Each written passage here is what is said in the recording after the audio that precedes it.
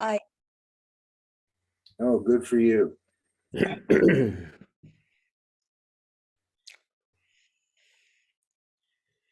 I've missed the last meeting or two. What have you been up to? Well, we've been traveling, visiting Vicky's family in Wisconsin and visiting old friends in Minnesota while we were there. And then we've been in San Francisco. Huh. With Vicky's mother in Southern California. And then I went up to visit. Do you know? Well, I'm sure Peter knows David Hartsoe. Certainly. I know him too. Yeah, you know him too. Well, he's in hospital, or he was a few days ago. Oh, dear. Oh, he was? Yeah, he's just been on a, he's got bone cancer, and Oh, but no. he's supposedly getting better, but then suddenly he was in hospital, so I don't know. They're very worried about any infection that he gets. Yes. Because, it's risky, but hopefully he's okay. I mean, looked fine when I saw him in hospital. I'll write him. Yeah. Yeah, he's a close friend.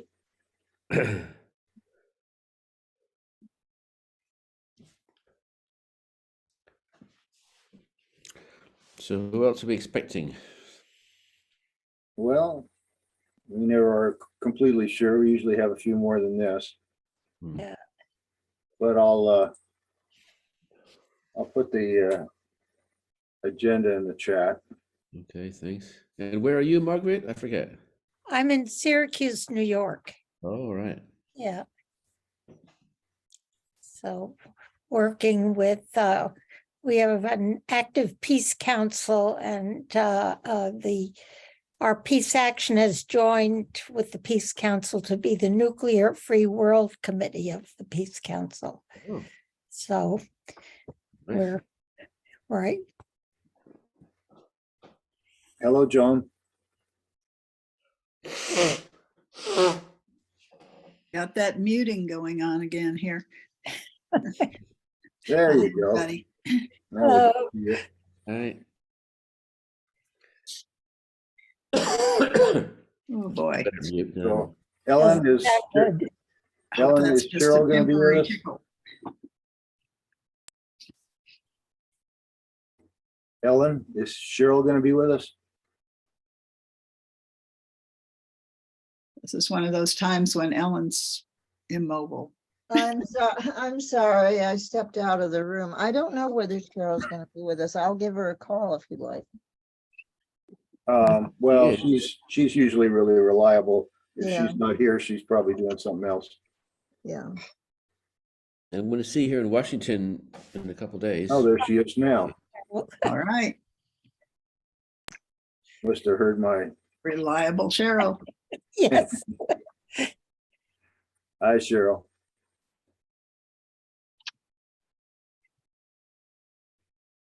All right, well, this is probably enough people to get started with. So we will need a note taker.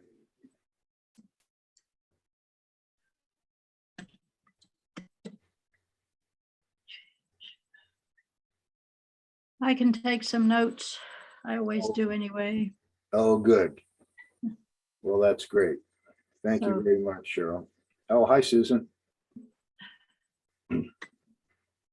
Okay, well, just to run through the agenda, want to get back, well, first of all, we want to do some reports on what anybody might be doing and what the plans are on the ban treaty for January. Then complete our discussion about performance measures that we especially did last time and a little bit the time before.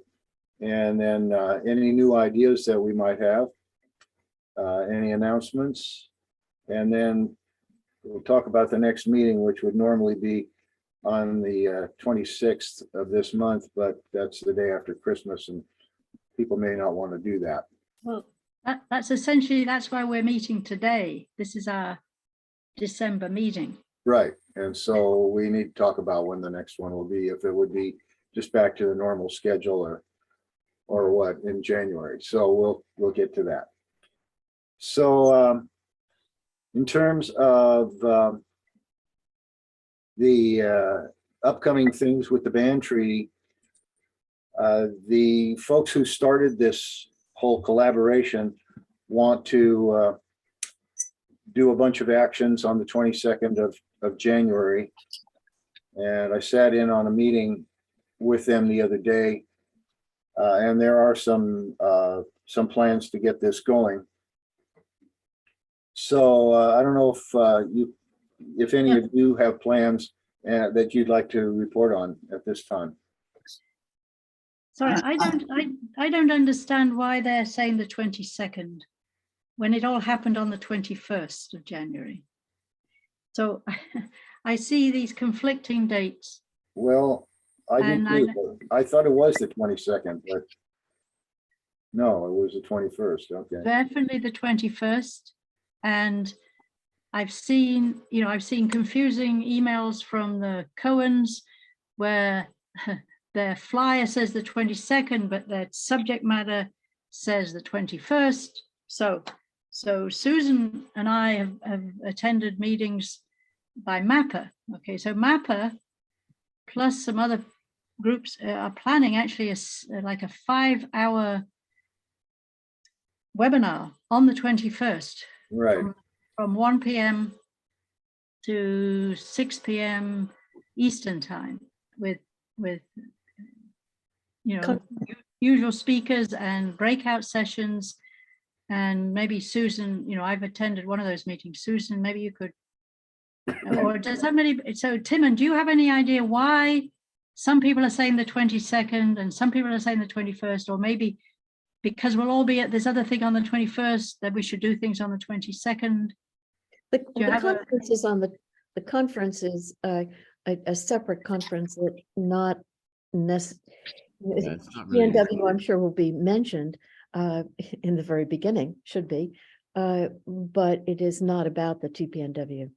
It is a conference that takes place every year on nuclear disarmament. And it that's a just national happens that the conference. 21st is Saturday this year and the 22nd is a Sunday. But I believe the confusion comes from last year when one of those days was not a weekend and they moved things to fit accordingly. I don't remember, but I mean, I'm assuming that's the confusion. Yeah. Makes So sense. Susan, I mean, to me, a big focus of the MAPPA conference on the 21st is going to be treaties and the TPNW. There's one breakout meeting about the TPNW. That's it, as far as I know. Yeah. So again, we'll mention it in the very beginning because it is very timely, as it was last year. And we'll probably also, mention something in the very beginning about the war in the Ukraine. But there are speakers and breakouts on a wide variety of issues that have to do with nuclear disarmament. So actually, I'm doing a breakout on the war in Ukraine.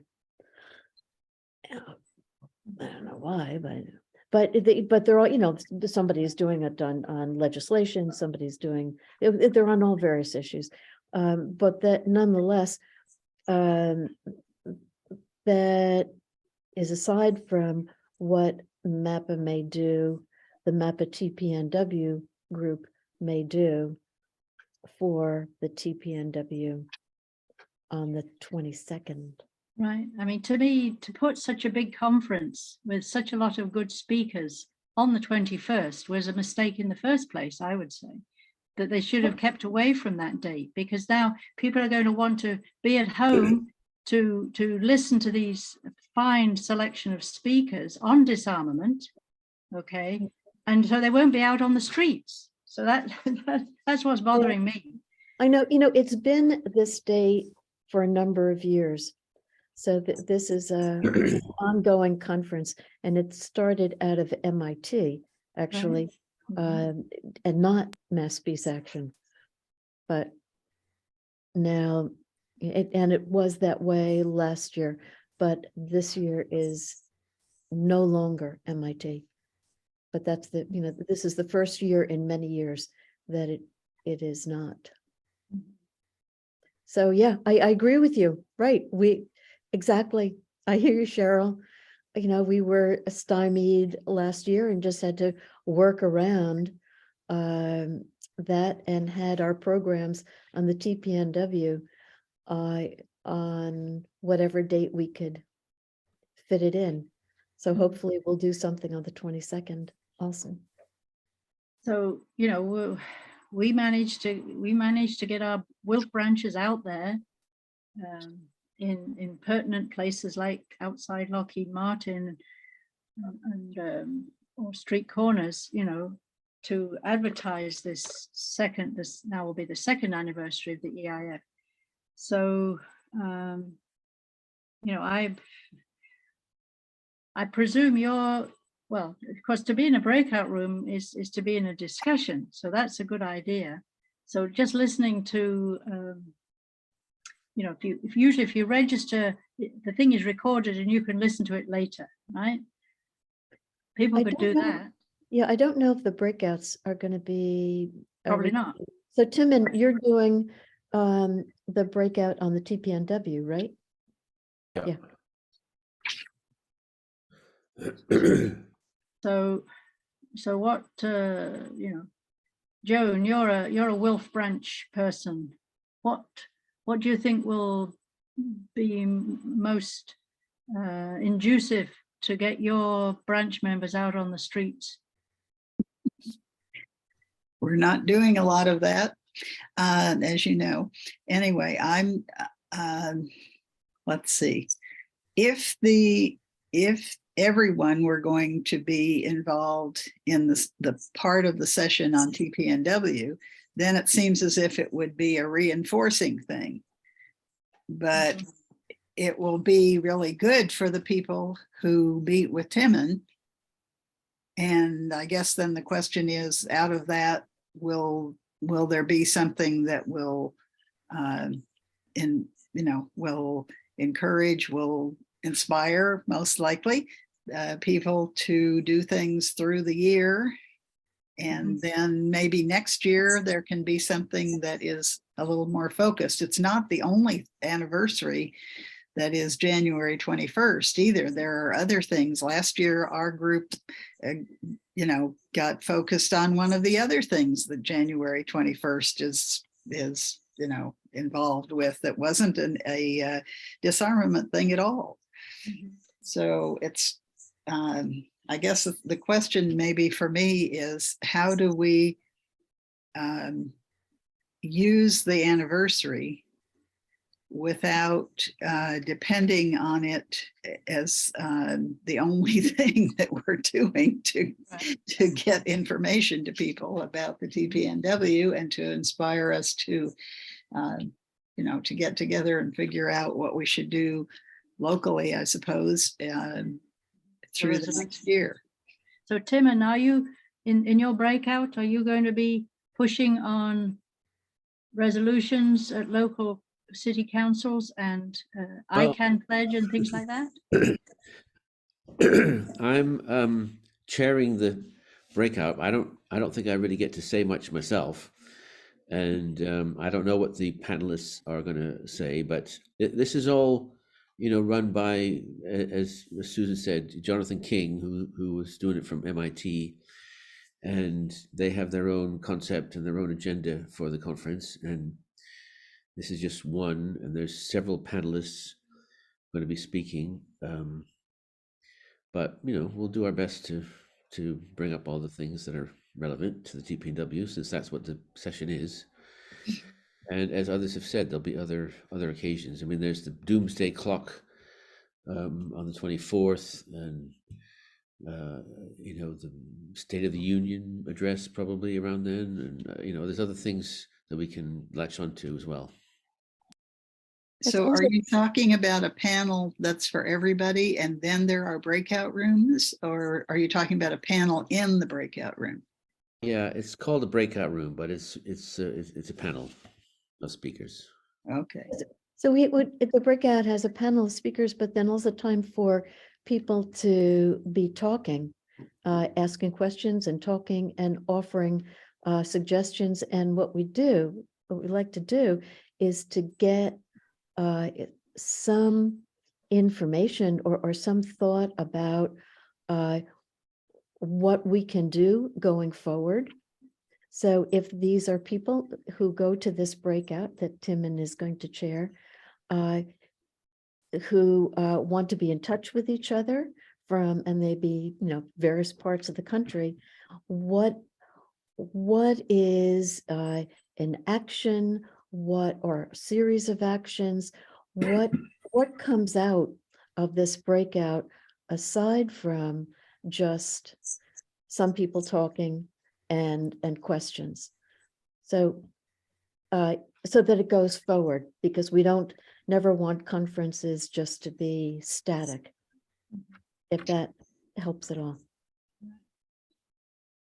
Well, it strikes me getting people to join this particular group, localities and legislators, would be who attend that breakout would be something to increase our attendance and get us, back to what we were originally doing, which was trying to get local city councils to pass resolutions that say they agree with the TPNW and they want to pressurize Congress as a city to do, to go along with disarmament. So that seems to be one of the things you would hope to come out of such a breakout session.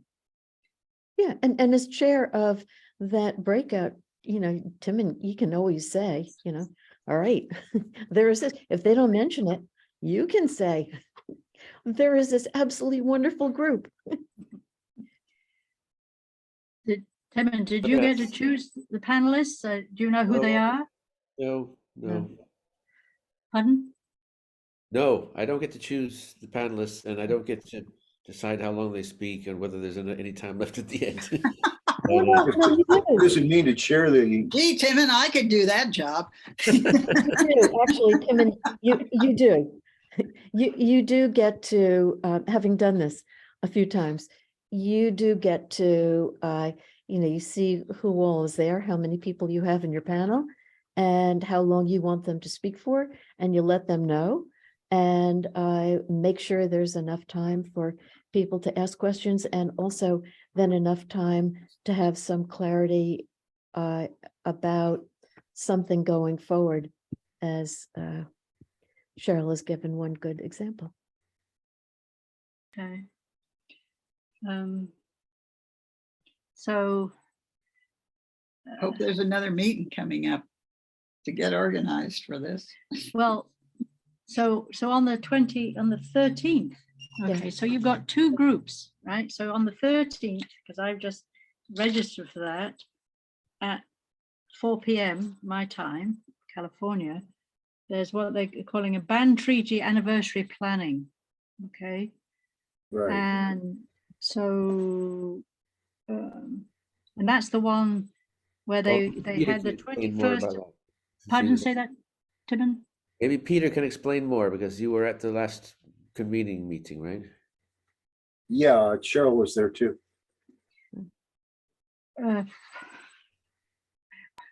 Probably. So, and what were we aiming for, the 21st or the 22nd, Peter? Or were we being? There was confusion about that because Ralph originally put out the 22nd, then he emailed a correction saying, no, it's the 21st. And then he went back and said, no, it's the 22nd. So I'm kind of up in the air about what day it is at this point. But people were talking, there were a number of groups that had already decided to do something. And I don't imagine whatever they are doing is going to, they're going to change the date at this point. So on the 13th, we'll find out more about who's doing what. Yeah, that's kind of where it's at right now, as near as I can tell. The only thing that I remember putting into it was that we have the city of Corvallis, which is just down the road from me here. Recently, their city council passed not only a back from the brink type of resolution, but they passed a divestment resolution divesting the city from nuclear, well, actually from all armaments investments. And so that was pretty exciting. And so I proposed that the guy who headed that up be added to the divestment panel, and I guess that's happened. And the other thing I was hoping was going to happen, and I don't know whether this is happening or not, but they wanted to do a breakout group on getting young people involved. And Jonathan said to me, well, why don't you chair that? And I said, I'm not the right person to chair that. And I suggested that maybe they get Emma Pike to do that. So I'm not sure what's happened since then. So I didn't see, okay, I'm not sure if I'm really on the NDCC list because I didn't see the going back to the 22nd date email that you said Ralph sent. Oh, well, I'm virtually certain that I did see that. Right. No, and I was sometimes I only confused about it. hear about them by forwarding. But I have to apologize. I'm conflating the two things myself right here. Because those two things that I just talked about were in the MAPA thing with Jonathan King and not in the Ralph. Ralph, right. And the That was the Pantry NDCC. Collaborative. So sorry, I'm confusing things worse here.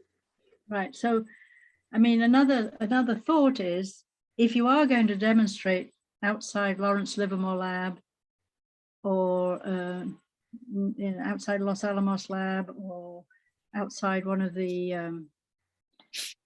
Savannah Lockheed, places, right? So really, that's best done on a Friday when there are workers actually going in there, right? Because that's who you're trying to get the attention of, pointing out to them that you don't like what they're doing. So so that would be the 20th. I suppose these are all close enough in dates that it probably really doesn't matter. What do you think, Timon? I really don't think it matters because if you get any coverage at all, it's going to be local, and so you can do it on whatever day you want. It's not going to get There's not going to be any national coverage of these things. Right. One always hopes that if you get enough of them, that maybe some national media will pay attention. I'm really looking forward to seeing what happens on the 13th. What kind of information and resources will be available. The discussion on the 13th. Because we in MAPA, our TPNW group has yet to decide what we're going to be doing on the 22nd, or the 20th. Well, as you know, Ellen and I are the co-chairs of the Disarm Committee of WILF, with access to 40 branches, of which maybe 10 are usually persuaded to do something. And we have a meeting this Sunday, the 10th, the 11th of December. So I was hoping to put on the agenda some heads up. We're going to do something on this date, and I can't wait till the 13th. So Ellen, do you have an opinion? Should we ask people to do something on the 20th, on the Friday? Well, why don't we just say the whole weekend is in whatever works for them. For grabs, Friday, Saturday, and Sunday. Yeah. And then tell them, of course, I'm going to tell them about the MAPA conference, because I think it has a fine selection of speakers that I've heard about anyway. And then just let us know what they're going to do and what they have done, so that we can advertise. Right. And we always, Peter, we always in our meetings talk that the fact that this group, localities and legislators, exists, and we need more help. That we say every meeting of our disarm Well, let committee. me ask you a question, Cheryl. You say you've got 40 branches and only 10 of them are going to do something about this. Based why- on my Why is past. it that the other 30 are not participating? Because they are concentrating on other issues. Some of them are more interested in human rights. Some of them are more interested in climate change. Some of them are more interested in. They're just acting on other issues and they're not Yeah, particularly yes, they focused on the nuclear issue. Okay. Right. Wilf has 7 issue committees, and the disarm committee is probably the oldest issue committee, but there are a lot others, and other branch members, focus on other societal problems. So now some branches, the Boston branch, that probably Tim and when he lived around there knew about, they are big enough that they can actually deal with several different issues. So it all depends on how active the branches are. So, but everybody knows about it, and writing letters to the editor and just writing to your congressperson, we can get other, people. And then we have at-large members who don't live near a branch, and so we try to give them things to do that they can do from home. Yeah. Okay. So. Well, do we have anything else that we want to say about the upcoming nuclear ban activities, or can we move on? I would just chime in. Yes, Hi, Holly. I was confused, so I've kind of delayed deciding whether we were doing the 21st or 22nd. I don't know that it will actually matter in the end because it will be a local activity. And I was kind of undecided whether to do an in-person in the street event again, or to do something like in the community center that it's actually a Goodwill community center, that people could come to and get information and show some short related film or something. And I didn't know what was better, to have the people in the streets with the banners and the signs. I mean, one of my concerns is that a number of our members of Genesee Valley Citizens for Peace are in their 80s or approaching their 80s, and it's cold here in January, and so to have them out on the streets is not really easy, and they don't know how to dress. So I'm really conflicted in terms of which way to go here. We do have a statement coming out in our local newspaper and being released to our entire membership, which is about 300 people, which is regarding the war in Ukraine and the TPNW. It took a whole lot of work for our little peace group to come to any kind of agreement on particularly Ukraine. But we did, and so that's coming out tomorrow in the newspaper.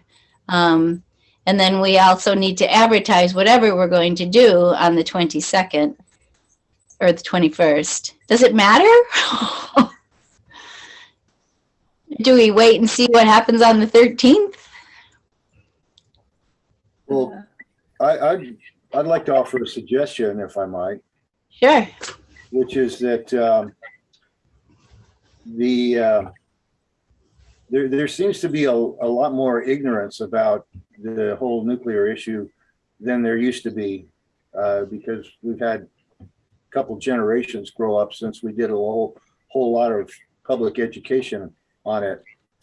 And so what my local group, which is just getting restarted here, in fact, we have a meeting tonight, one of the things that we're thinking about doing is having a public showing of the day after, which is dated, but I watched it recently and it's still powerful. Still got a lot of good information in it. And it's really well done. It gets, gets people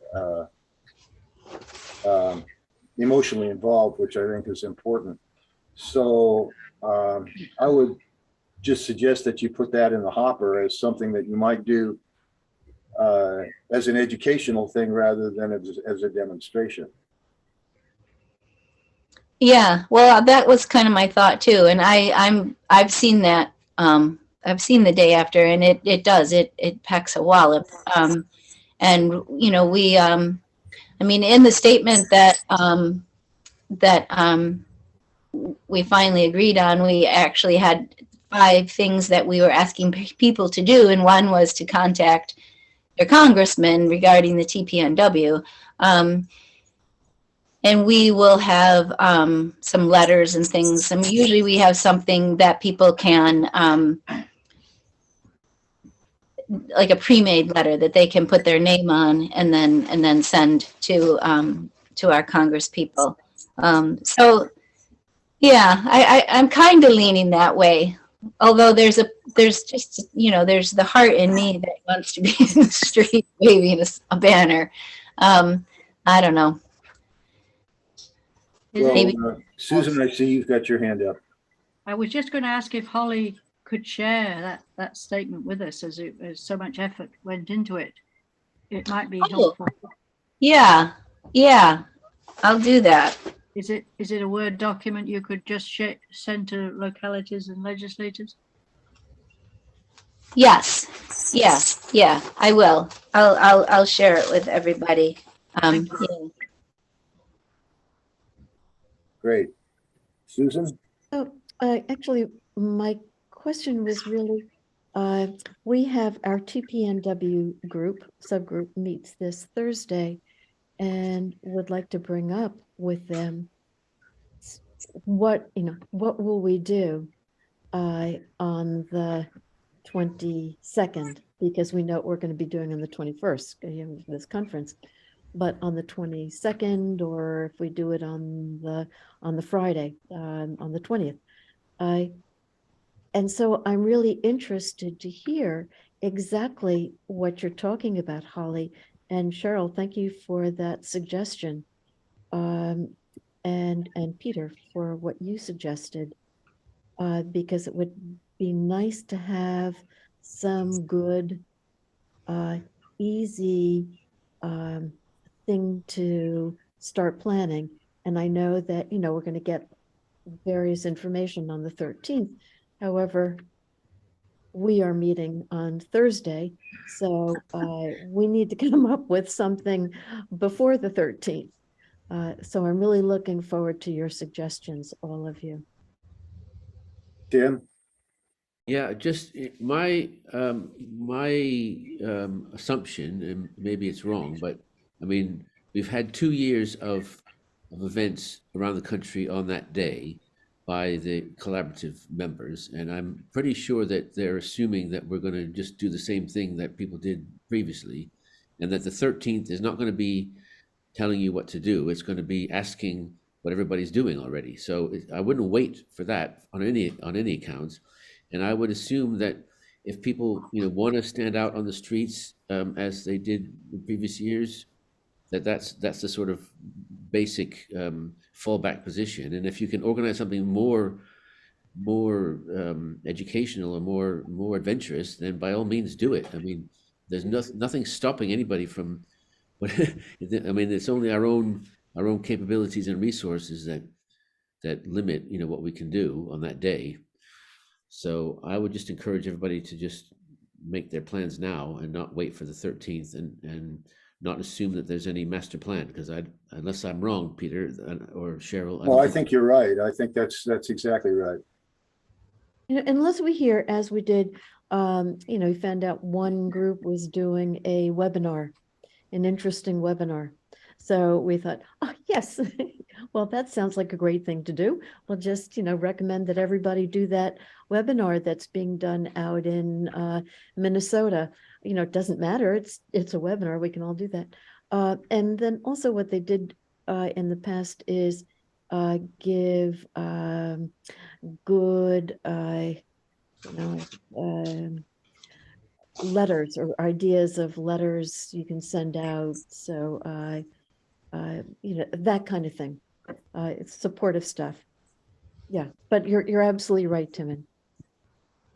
If somebody is going to do, is going to recommend a webinar, another thing that you can do is to hold a viewing party and get a bunch of people together and view it, and then you can talk about it afterwards. And that is more likely to lead to action later on of some kind than if people just watch things, like a TV show on by themselves. Right. Tim? Well, just one in terms of watching something, the other thing to consider is The Vow from Hiroshima, which is the new film about Setsuko Thurlow, the Hiroshima survivor, and her whole life story about that leading up to the TPNW. So it's both educational but also spurring on to action. And I don't know how you get hold of it, so don't ask me. What's it called? It's called A Vow from Hiroshima. Hmm. And it's been shown a couple of times at the UN and at the TPNW meeting in Vienna and so on. And I don't know how you get hold of it, but there is a website, I think, with that name. I don't know if anybody else knows how to get a hold of it, but it's just something. Is it coming out of the Gensuku people in Japan?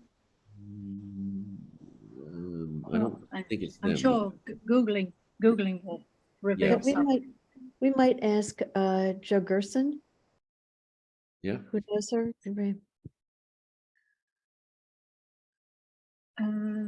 Right. I think our Wilf branch was in the habit of, when we were having community events, to use a community room at the local library, and they're only just beginning to allow those community rooms to be used again, right? So the libraries were locked down for a year and a half and so on and so forth. So, and I've been inquiring when they thought they were going to start letting us rent those rooms, usually for nothing. And so they're only just coming back. So a viewing party in somebody's house is a more easier to arrange. You can't cram as many people in, but anyway, it's a thought. Yeah. Rather than using a community room in your local community center. Or a local theater. Oh, yeah, well, that's right. But that you have to pay for. Right. Yeah, but there's churches and there's Churches. union buildings and there's lots of possibilities, community rooms and various sorts. Okay, so Well, Tim there and you just go. Thanks, Tim. put something there in the chat. So does it indicate you have to pay? Okay, $95. Well, that's not outrageous. And then you get to show it just once. Timon, does it look like a one time? Okay. You're muted, Tim. Sorry, it says classroom rental. So maybe you can only do that if you're a teacher. I don't really know, but there's purchase DVD $350 and 3-year DSL, whatever that means, $650. I don't know. I mean, I just know it's 350 is very it's getting powerful. more difficult. Yeah. And the day after Preeta, that's up on YouTube. That's totally free, is it? Yeah. Okay. So all you need for that is a computer and a way to show it. Right. So the day after is a better option, but it's long. Yeah. So, some time ago, I think around the first EIF, ICANN was, its approach was not to scare people as much as give them hope because of the TPNW, to cast the TPNW as the future and a hopeful future, and we can get rid of these awful things by following this treaty and getting more countries to ratify it. That somebody at ICANN was of the opinion that actually scaring people, making them more fearful, which is what the day after does, is actually, not necessarily the most productive way of getting politicians and the public on your side. So I don't know. I'm inclined to agree with that, as I said in my strategy document. But I had a conversation with Ira Helfand when he was here about that very thing, and he has a different opinion on that. And of course, I think most of the people on this call were around in the 80s when we used the fear very effectively to get people motivated. And my feeling is that there are a lot more things that scare people today than there were then. And I use that phrase, the bandwidth for dread. And I think we may have exceeded many people's bandwidth for dread, which is why I think it might not be effective, but I think it's something we need to try. If we find out it's not effective, well, we've found out a lot of other things that aren't effective too. So we need to keep trying different things until we find the one that is, or the ones that are.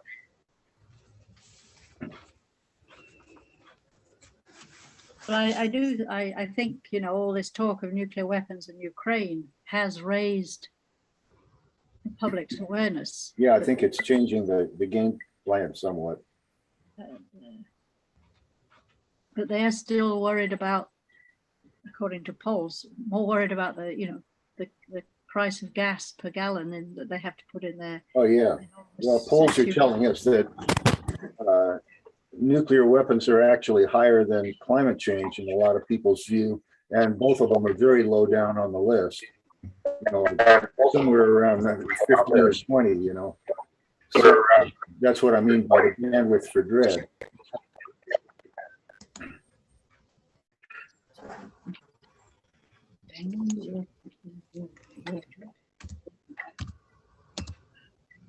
Okay, let's move on and resume our discussion about the whole idea of performance measures, which I think was becoming quite productive last time. And it was something that I mentioned on the call about the 21st or the 22nd of January. The one with Ralph and other folks said, I think we should be thinking about this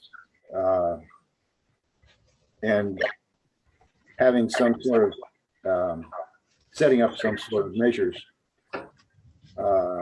for what's effective and what isn't. So do people have new thoughts on that? Did anybody read any of the materials that Cheryl sent out, for example? So I did, just before this meeting, went and looked at some of those websites that I gave you in the Word document. So I mentioned that I'd done this very quick research with a Google search on performance measures. And I sent you all on the 16th of November a Word document where I just mentioned 3 of the websites that I found that seemed to be more pertinent. Yeah, I thought all that was really good. Yeah, so I spent 20 minutes looking at the socialimpacttoolbox.com, and I brought up, they have a 3-step thing, a 3-step program, so to speak. But really, when it came down to, framing the problem, understanding the logic you're following, and then when they finally got to the toolbox, they were very much concentrated on social problems that are not disarmament. They are more homelessness, too much depression in teenagers, Mhm. and things like that. So, because they actually, for those type of problems, those type of issues that you may have a non-profit concentrating on, there are actually surveys and that have been developed by academia to help you measure whether your effect is helping or not. Your efforts, reduce the depression in teenagers or get more people into housing. So I was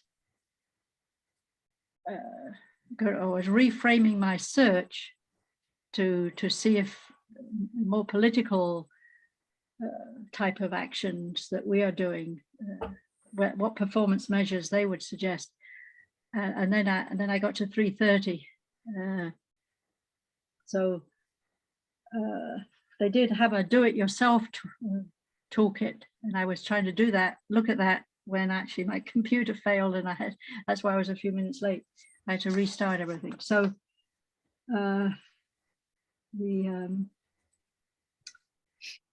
anyway, that's all I have to say at the moment. Is there's a lot of stuff out there about this, but I haven't really pinned down. But that's only from lack of time. I'm sure if I went back and tried again, where you're actually the issue you are dealing with is something like disarmament or against war. I think searching on social impact was probably the wrong thing for me to search on, because it came up with a whole bunch of other issues. So that's what I have to say. Well, one of the things that seems really important to me, and which was emphasized by one of those sources, I forget which one it was now, but it said, you got to be clear on what your goals are before you can measure whether you're moving towards them or not. Right. And so you have to be clear on two things. You have to be clear on the goal, and then underneath that, you have to be clear on the objective. Because typically when you set a goal, you set a number of objectives that lead you step by step to that goal. And so you have to understand which objective it is that you're focusing on with this particular action. And then it should be fairly easy to come up with a measurement device or a performance measure. It isn't rocket science to figure out how to do that once you decide that that's what you want to do, and once you're clear about the goal and the objective. And we were having some examples about that last time, and I think we should continue that discussion.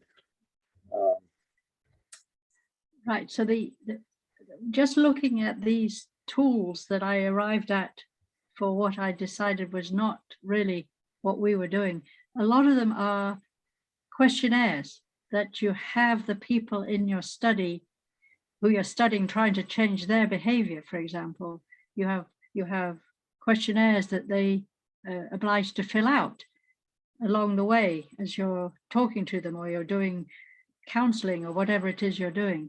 But so I'm not so sure that questionnaires are, so you have a community meeting, you tell them all about nuclear weapons and how awful they are, and then you give them a questionnaire to ask if it's changed their minds. Of course, you're supposed to do a questionnaire before and after the event to do it properly, to prove that you've actually changed somebody's minds about the need for nuclear weapons, for example. So so questionnaires asking about people's attitudes is one type of tool, but another performance measure is, how many Congress people have signed on to Eleanor Holmes Norton's bill. Right. So there's not just one kind of metric. I think we would Not at all. And it's very dependent on what the objective is. I think Tim had something.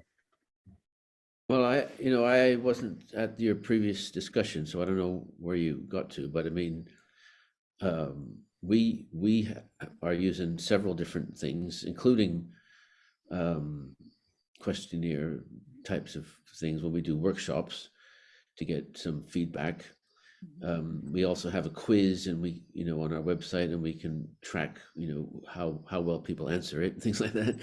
But the biggest tools for me are doing opinion polls, which we've now done two, one national one and one state one in Massachusetts. And they cost money, but if we're trying to change public opinion, then that's the most reliable thing. I mean, they're not that reliable, but they're all there is, really. And when it comes to members of Congress, as you said, Cheryl, I mean, we can count how many people have signed the pledge or signed onto the Norton Bill or whatever else. But we've also got this social barometer tool, which we're trying to use. And I think, well, I can't remember whether we talked about it in this group, but I mean, we're starting at one end, are members of Congress who think we don't have enough nuclear weapons and want more of them. And then, you've got some that are happy with the way things are, and you've got some that want to reduce a few, but not really get rid of them. And then you've got ones that, want to get rid of them eventually, but not in our lifetime. And, you can work your way around the scale, Right. and try to move the needle, from one point to the next, because that's a lot easier than just counting. We don't have enough people to count how many are. I mean, there's not enough on our side yet. So in terms of Congress, or in terms of the state house in Massachusetts, for instance, we're trying to move people along a spectrum from one end to the other, and if we can sort of track that from things that they've said or voted for, or I mean, I've tried to sort of find certain words that they use in their speeches and so on, and their statements on their website, because people say all kinds of things and then don't do anything about it. So it's trying to see where they really stand. But those kind of things are, I think, useful tools. So has your social barometer actually on your Nuclear Ban US website, or you're still working on that? No, we're still working on it. And we're not going to make it public either, because it's kind of, you don't. I mean, maybe there's an argument for making it public, but it's for our own purposes that we're trying to track how well we're doing with certain people, rather than putting them on the spot or making them look worse than we. We don't want people to necessarily know where we put them on the spectrum. Well, another way you could use that tool, Tim, would be to, when a congressperson is up for election, you can send them a questionnaire, and the questionnaire could have all those things on it. What do you believe in terms of the issue of nuclear weapons, and then give them like 5-6 choices and see which one they check. Yeah. And then you have a baseline, and then see if they get reelected, then can we move them to the next one up? Yeah. By the next time.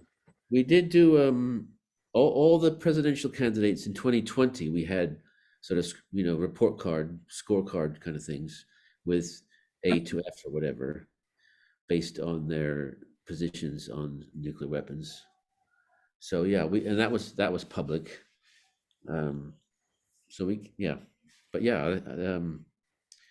To measure them, to have a baseline and see if they progress is the goal. It's a lot of work. They can also go backwards, such as the current president. Right.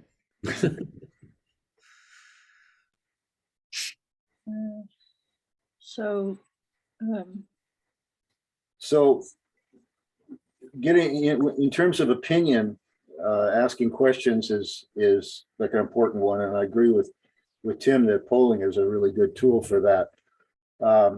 But in terms of getting people to do things, the measurements are a little easier. Because they did or they didn't. You know?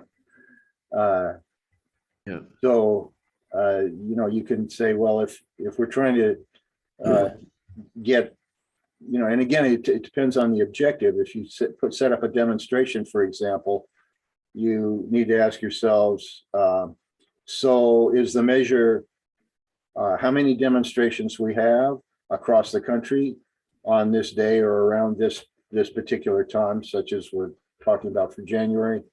That would be one measure. Another measure would be, so how many people are showing up on average at these things, or even specifically at each one?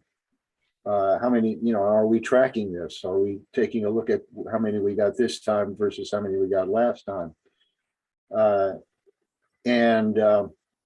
Then if people do show up, then another measure is, and what else are they willing to do?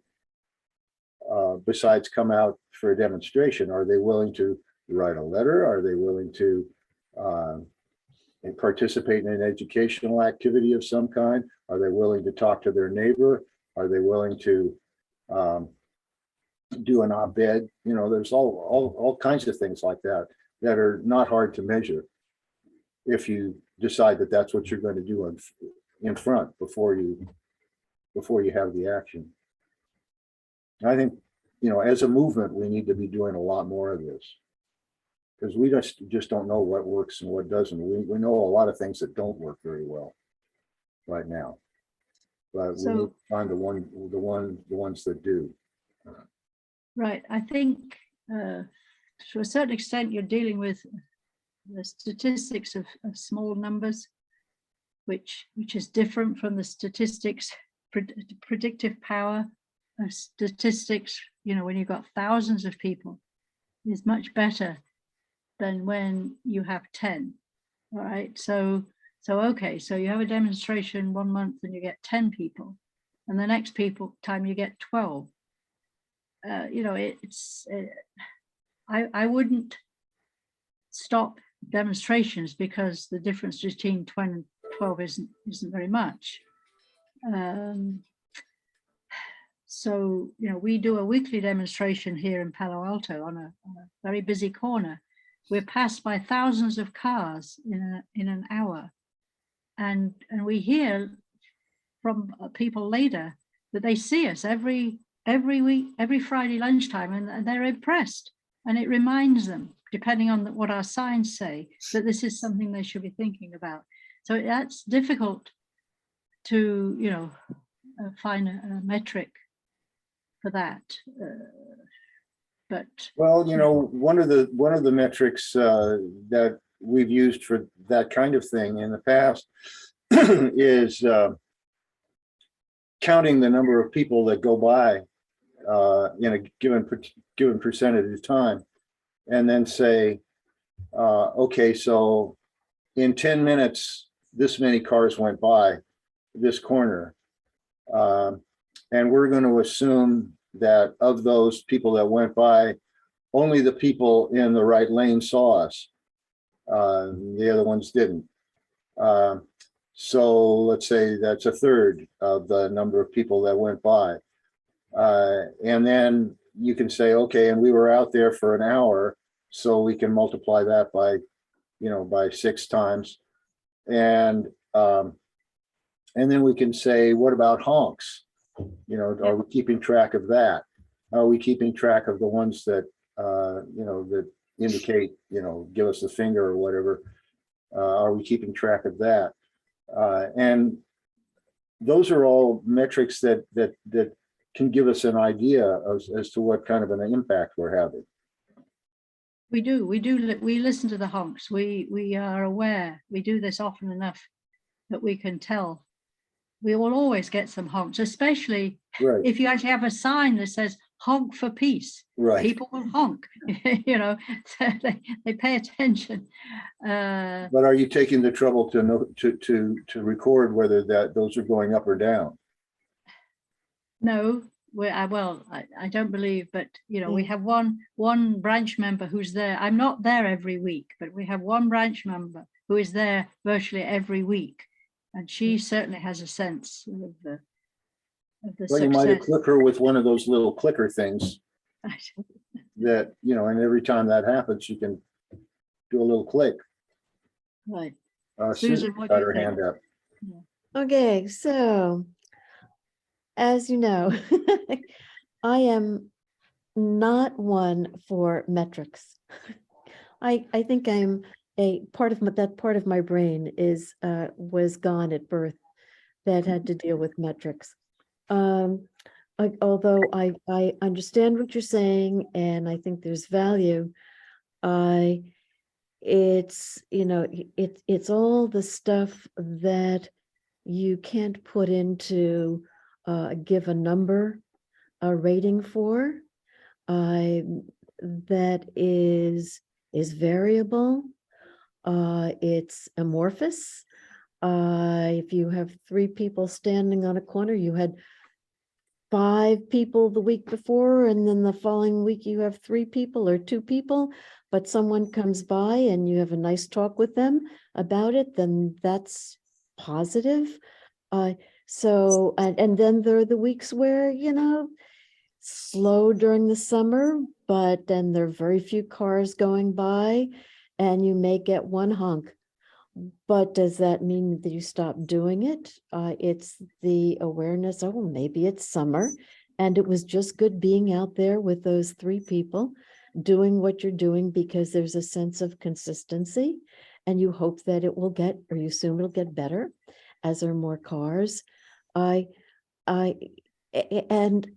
all the stuff that you never know, you never know that is happening, that if you were there, you never know if no one's honking, no one's waving, but someone going by may think of something, or may, it may jar their thinking, and it may move them forward, but you don't have it in your system. So that's the way my brain grows. And of course, so these weekly things that happen weekly, where there is a variation. Some weeks are great weeks, some weeks are not, and most are in between. And but there is a sense of ongoingness. And sometimes it doesn't happen at all because it's raining, and we think, who's going to be people driving by and seeing people out in the rain? They'll think we're a bunch of crazy people. So they're, those crazy people. We're not going to think what they think. I with every big thing that we do, or a demonstration, we are always thinking of when it's over, we analyze it and we think, okay, how could that have been better? And I talked about this last time. It's over, Tim, you weren't here. And then I was near the rest of that meeting. But we think, okay, what worked? What didn't work? What can we do better next time? What can we avoid? And I think that's sort of how how I tend to go along. Maybe it's not the most effective way. And I'm certainly, I try to be open to any kind of systematic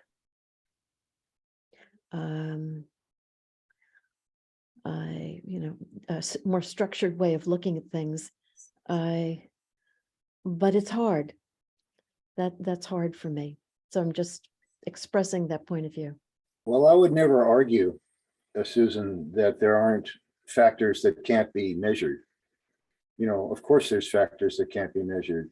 There's, there's all ranges of luck, both good and bad, that affect things, and coincidences and all that sort of thing, and unpredictable stuff.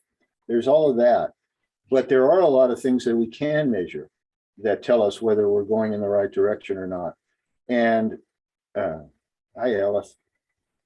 And they help us to hone in on what is good and, what is helpful to us. If we have identified our goals and our objectives, then they can really help us move towards what is more effective. And that is not to say that there aren't other factors. I'm never going to argue that. One of my favorite stories about that is, I've been told this story several times by Dan Ellsberg, about how Randy Keeler, who was a field secretary for the War Resistor League back in the 60s, and was doing some speaking gigs before he went to jail for draft resistance. And he was speaking to all these groups that were, like tiny groups and, half a dozen people, 20 people maybe. But in one of those particular groups was Dan Ellsberg. And he was so moved by what he heard from Randy that that was like a big push to release the Pentagon Papers, which began the end of the Vietnam War.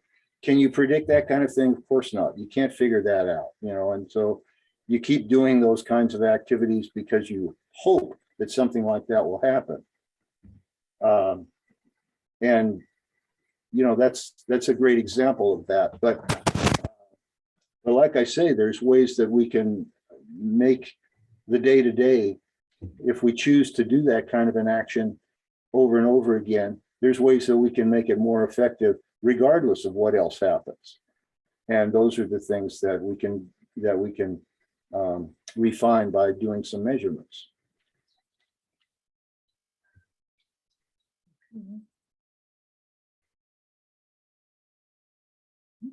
What does anybody else have to say about this? Holly, does your group do any evaluation like this?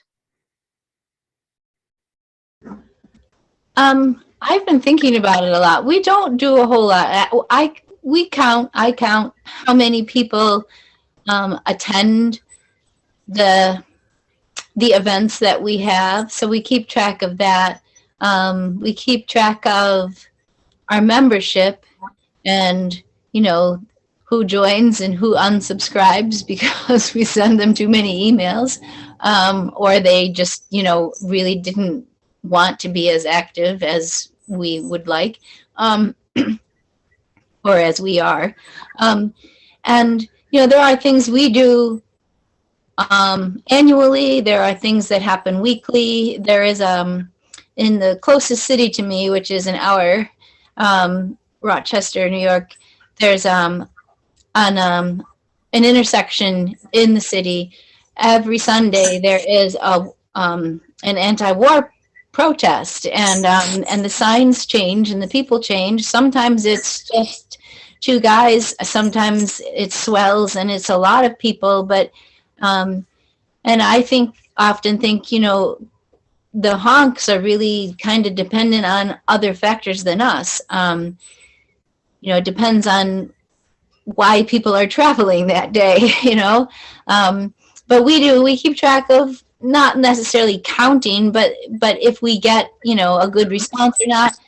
We also keep track of, how many people flip us off, which happens too.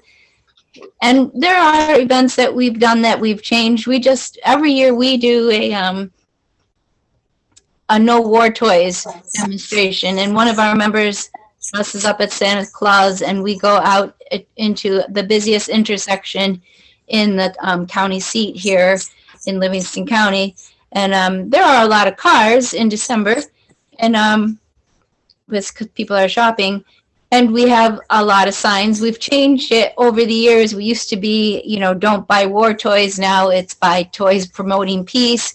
And we have information that we give to people that that explains, why this is why we do this. It was like windy. We could barely hold on to our signs, and it was raining, and so we probably did look crazy. But we get a lot of good feedback from that, and we typically always get the local newspaper to acknowledge what we've done, and so that's a good thing. So I mean, it's not all metrics. There's some metrics in there, and there's some things that, you know, regardless of what the outcome of a given day is, we're going to go out and do it again anyway. So I don't know. It's kind of a mixed bag. So yes, so the Wilf, 90 years ago, had already started that No War Toys campaign type things. In our archives, we can find pamphlets that were written about not giving the little boys those little tin soldiers, which Right. is what they used to play with back then. Anyway, so it's you know, it's a long time strategy, and I'm sure it does affect some parents who fret about their little boys' sons and guns and what have you. Yeah. So I know that at 5 o'clock my time, which is in 20 minutes, there is a Code Pink whole Congress webinar about diplomacy and using diplomacy. So Oh. I'm hoping we can wrap up soon, because I need to get a cup of tea in between. Well, that's a good segue. Let me move us to any announcements that people have to make. Yeah. Tim, and you're aware of this, I believe. Oh, did Tim and just leave? No. No. Oh, there you are. You moved I'm over here. on my screen. The golden rule is coming to Washington, DC. Does everybody know what the golden rule is? The vote that is promoting the TPNW around the country. Quite a wonderful thing that is a Veterans for Peace endeavor. And there's a team of people who are planning for the DC area. And I hope that Tim, and that you and there, I see you, Vicki. There's some concern about wanting to set something up with Eleanor Holmes Norton. And we're hoping that maybe she will, if she hasn't already, that she'll reintroduce her bill at that time, because she likes to do it when there's something exciting happening. So I think she might go for that. But Vicki, do you plan to work with the folks who are planning this event? I haven't really come through so far because we've been traveling so much and stuff. I haven't been able to focus on it. But I am around now and back. Steve, do you know Steve Lane? Do you know Hmm? Steve? Do you know Steve Lane? We've been getting the emails. Yeah, I think so. Okay, okay. Yeah. So maybe we can communicate about this. That's still the second week in April, It's the third now. It's third week in April. Okay. Thanks, Ellen. Nice to see Yeah. you. nice to see you too. Okay, so any other announcements? Susan has a hand up. Yeah. Just to say, Ellen, that I had mentioned to Helen Picard that I would be happy to be working on that or informed of what was happening in DC. But I hadn't heard back from her, and I just came back from my travels. So is she the person who I should get in touch with? Well, she's certainly the person you should get in touch with to keep up with what's going on with the golden rule. With what's happening in DC, I think Steve Lane is probably the best person. And if you'll put your email in the chat, I will send you some information and ask Okay, that you be put on the list. Hi, Vicki. I will do that. I will do that.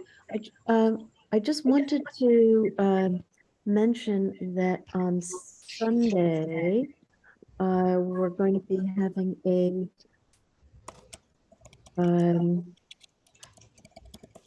webinar on Zaporizhia and the dangers of nuclear plants in peace and in war. That's Sunday at 1. What Yeah, was that the looks like subject? that It looks sounded like like two subjects. It's Zaporizhia, the nuclear plant in Ukraine, the biggest nuclear plant in Europe. And it's Zaporizhia, the dangers of nuclear plants, of nuclear power plants in war and in peace. And we'll Okay, be I thought you having, said reparations. Okay, thank you. That's another Great. idea. For Great. next year. So that's what, 1 o'clock? Yeah, that's 1 p.m. because we Boston? have somebody from Russia. Boston time?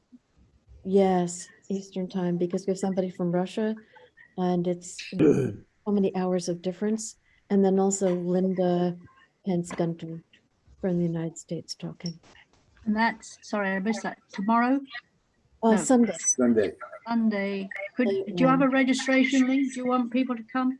I was going to be sending that to Peter and I forgot. Can I send it to you, Peter? Or just I send already it have it. I'm already registered for that. Send it to Um, the list. I could Yeah, to the send it send it to to the L&L address, Susan. Okay, the link to that. Okay, I will. And Susan, I just sent you the information. I have your address after all, so. Oh, thank you so much. Helen Caldicott used to say, if you have a nuclear power plant, your adversary doesn't need a nuclear weapon. Which is really, I think, very accurate. She used to say that back in the 70s. Yeah. yeah, because I had not heard about that particular webinar. Is that a MAPA or Yeah, it's a map one. Yeah. maybe, okay. I shall be flying to DC during the day tomorrow. My daughter's is there for a conference and asked me if I would come see her. I'm not getting to Paris anytime soon. Anyway, I'm going to see Timon and Vicky. We're just finalizing on Thursday. We're going to Great. get together at the American Indian Museum because it happens to work out. Let's look at the next meeting date. Do you want to just skip the rest of December and go to the normal time on the 4th Tuesday in January, which would be after the 21st, of course. Is that the idea, or would people like something else? It's okay by me. So that I forget. It's usually the 4th. 4th Tuesday. Tuesday. Yeah. Let's see if I've got a calendar. If nobody has objected in the past, sounds good. Fourth Tuesday is the 24th. 24th. I may or may not be back in DC that day for my American Physical Society meetings. Oh, yeah. That is the day of the doomsday clock. I don't know what time. I don't know what time that is, but Oh, it's not as late as this. I get. I bet you it's in the morning. Is it? probably in the morning. Yeah. That's when they're going to release their next. How many seconds we are from midnight now? Yeah. Okay. Shall we go with the 3:30 time then? And if there's some huge thing that comes up on that day that's going to take everybody else's attention, we could always change it. But let's say 3:30 on the 24th of January. That's Western time, right? Yeah, that's Western time. And let's see, for those of you on the East Coast, that would be 6:30. 6:30. 6:30? 6:30. Yeah. Yeah, that works for me. It's my birthday. Really? Oh, wow. Good thing to be doing on my birthday. Okay, we'll all eat cake together. No, is that a problem for you? No, Whose birthday is it? mine. Ellen Thomas's. Was that Ellen? Yeah. So, but I think what we should, well, I'm sure I'm going to see some of you in some other meeting in the next few days No doubt. or in person. Next few minutes. So we, let's keep our own organizations trying to do something. I think around the entry into force is an important anniversary. And Yes. Well, Alice and I are going to meet with our local group tonight. okay, and is our Brenda Bunce going to be there? Yeah, she's going to be there remotely. Okay, good. And good. Peter, could you send around information about the Corvallis divestment resolution? Yeah. I Do you think have- I do you did have the that. text? Did you? Can you do it again because some of us didn't see I it? could do it again. Yeah, I mean, so much got lost. I was lost for the whole month of November. Right. Right. Every time you go away, you come back. Well, even though I try to look at my email every day, I'm still running with more unreads than I'd like to. Yes. Yeah, all right, I'll be happy to do that. I got the thing from. There's some Salem. wording. Sorry, No. Timon. I'm just looking for Peter's email. I got the resolution you sent from Salem City Council. Okay, I thought I had done it. If I didn't, I'll do it again. Thanks. But this Thank is you. Corvallis. It's different. This is a divesting. Right. Yeah, resolution. this is pretty cool. Yeah. No. Very cool. And did it take you years to do it or? Well, I didn't have anything to do with it, but I just found out about it a few days after it happened. Ah, And I was unaware that the whole thing was even going on. But yeah, apparently it passed, I think unanimously. Great. Gives you an idea of what Corvallis is like. right. So what group was pushing it? Just a local group in Corvallis, headed by a guy named Bill Glassmeyer, who I've known slightly for a lot of years. But I had no idea they were even doing that. Cool. And So you'll see more information when you get the email yeah, from Peter to answer a bunch of those questions. And Holly, you sent us your information. Yeah, I will do that after the meeting. Yes. Thank you. I'll send you information about Sunday, and then when we get more information about the 21st, I'll send that out also, about the conference. Okay. all right. Well, thank you all. See you on the 24th, if not before. Not before. Bye. Sure. Thanks. Yeah. Save the chat, everybody, save the chat. Mm-hmm. And I'll see Tim and you and Vicky. Oop, he's gone.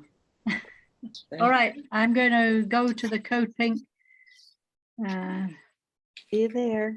Yeah. thing now. Hasta And luego. at some point, I'm going to pack for my trip tomorrow.